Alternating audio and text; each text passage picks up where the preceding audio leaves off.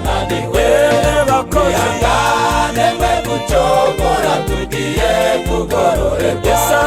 Yesu aje guhemba buri wese ibikwiranye n'ibyo yakoze.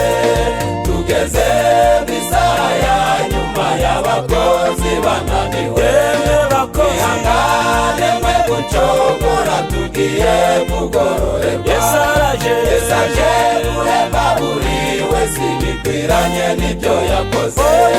Mwihangane mwe gucogora tugiye kugororerwa.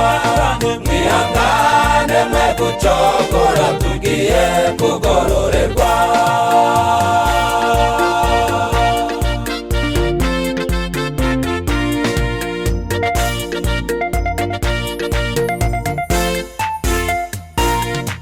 Mwanzi Satani arazerera ashaka abazarimburanwa, azi ko igihe cyari kigufi musenge no kuba maso, mutagwa mu mitego ya Satani mukaba mu mubare we.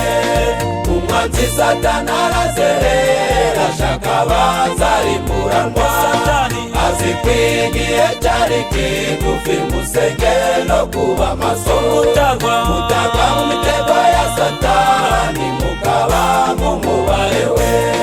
Muboneza amatara yanyu ahora ari kumurika, muboneza amatara yanyu ahora ari kumurika.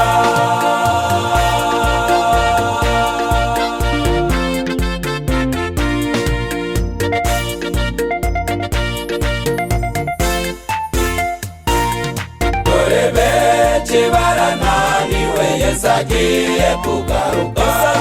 Yabateje inzoga n'ubusambanyi ndetse no kutanyurwa, uzagwa muri ibyo byaha azaba umunyago we.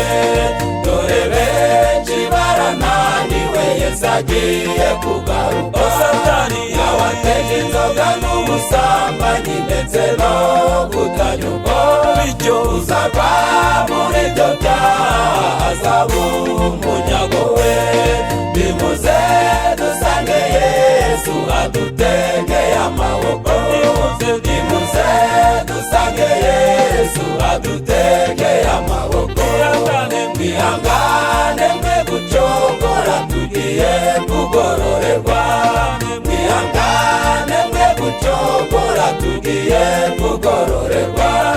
Mwihangane mwe gucogora tugiye kugororerwa.